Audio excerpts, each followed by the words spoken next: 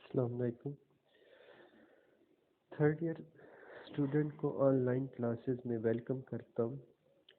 तो third year में सबसे पहले हम जो ब्रांच ऑफ फिज़िक्स स्टार्ट करेंगे वो थर्मोडायनामिक्स। और थर्मोडायनामिक्स में जो सबसे पहला चैप्टर हम पढ़ेंगे वो kinetic theory and the ideal gas है।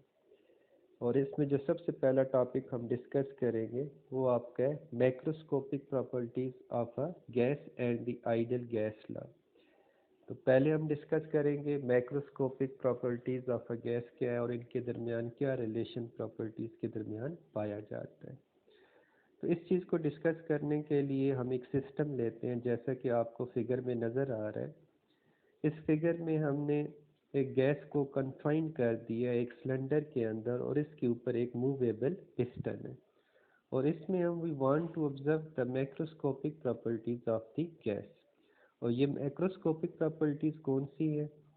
इसमें number of molecules of gas आ जाएगा, प्रेशर ऑफ गैस आ जाएगा, टेम्परेचर आ जाएगा और इसके अलावा वॉल्यूम आ जाएगा।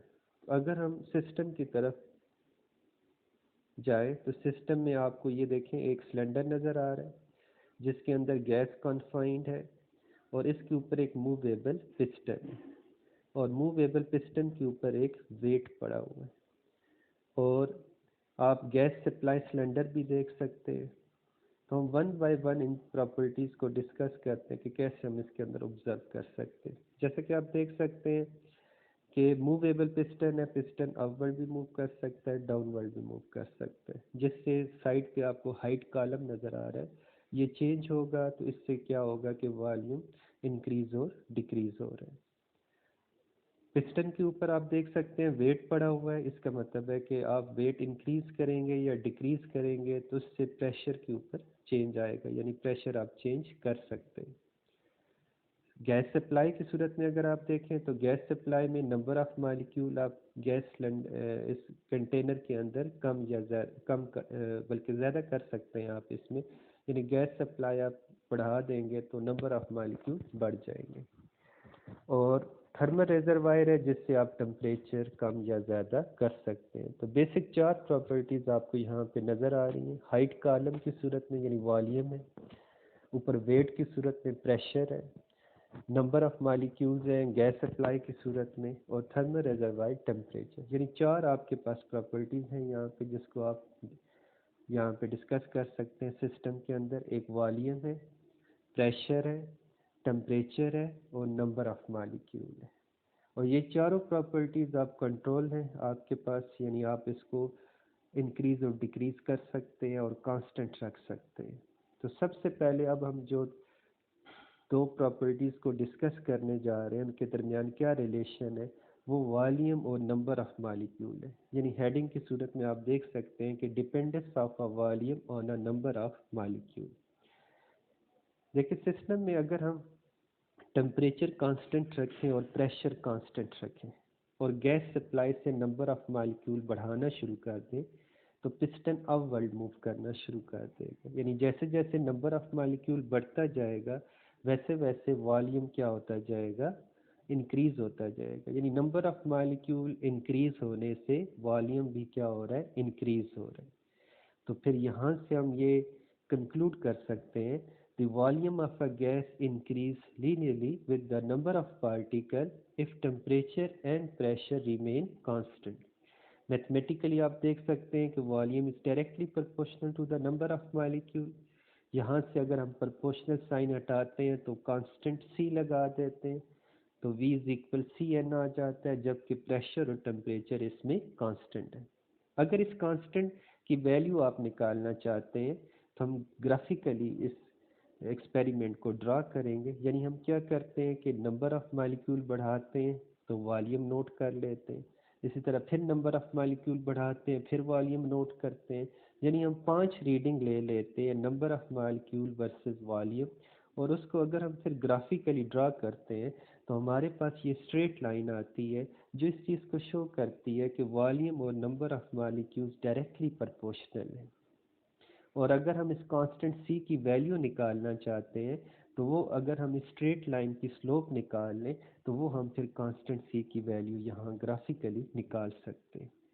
इसमें एक और अहम पॉइंट है कि गैस सप्लाई में अगर हम पहले कोई one type of gas use कर रहे थे, इसको हम रिप्लेस कर दें with other type of gas, तो वॉल्यूम के ऊपर कोई इफेक्ट नहीं होगा, यानी volume occupied by the gas same रहेगा। यानी हम ये कह सकते हैं कि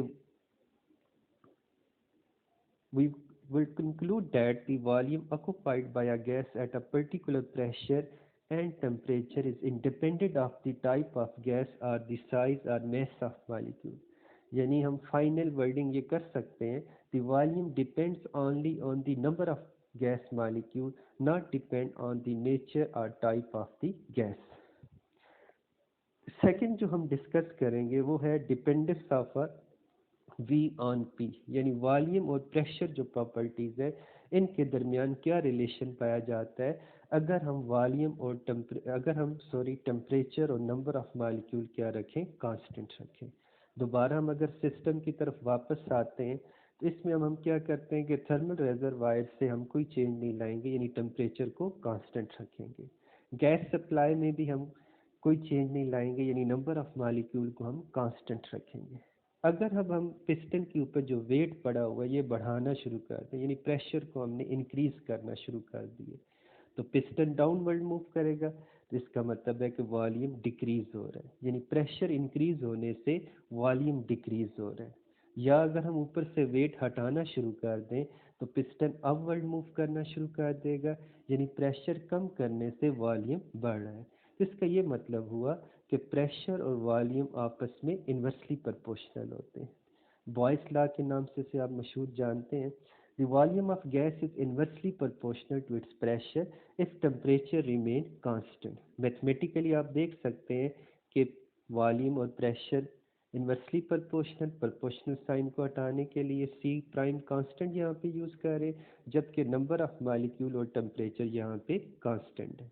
ग्राफिकली अगर हम इसको ड्रा करें तो हम 5-6 रीडिंग ले लेंगे। कैसे, यानी फर्ज करें कि हम पहले प्रेशर इंक्रीज करते हैं तो वॉल्यूम नोट कर लेते हैं, फिर मज़ीद वेट बढ़ाते हैं फिर वॉल्यूम नोट करते हैं, क्योंकि जैसे जैसे प्रेशर बढ़ा रहे हैं वॉल्यूम कम हो रहा है, तो हमारे पास 5-6 जो रीडिंग्स आएंगी वो अगर हम ग्राफिकली ड्रा करें तो हमारे पास ये कर्व आएगा जो डिके फॉर्म में होगा, और ये कर्व बेसिकली इन्वर्सली प्रोपोर्शनल को रिप्रेजेंट करता है, यानी वॉल्यूम और प्रेशर इन्वर्सली प्रोपोर्शनल है अगर टेम्परेचर और नंबर ऑफ मॉलिक्यूल कांस्टेंट रहे, जिसे आप मशहूर बॉयस लॉ के नाम से जानते हैं।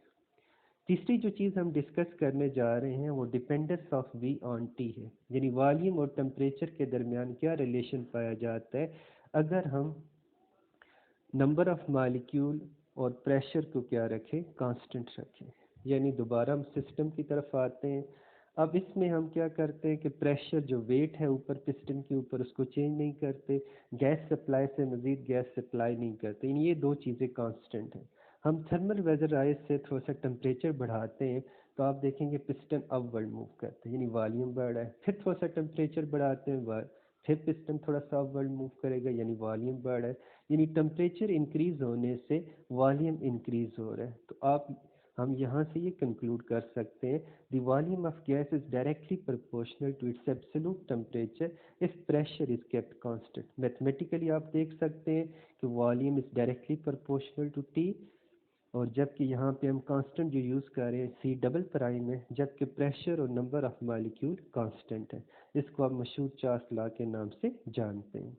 इसको अगर हम ग्राफिकली ड्रा करना चाहते हैं तो हम क्या करेंगे कि सिस्टम से 5-6 रीडिंग लेंगे, यानी टेम्परेचर बढ़ाते हैं तो वॉल्यूम बढ़ता है तो नोट कर लेते हैं, फिर थोड़ा सा टेम्परेचर बढ़ाते हैं फिर वॉल्यूम बढ़ता है नोट कर लेते हैं।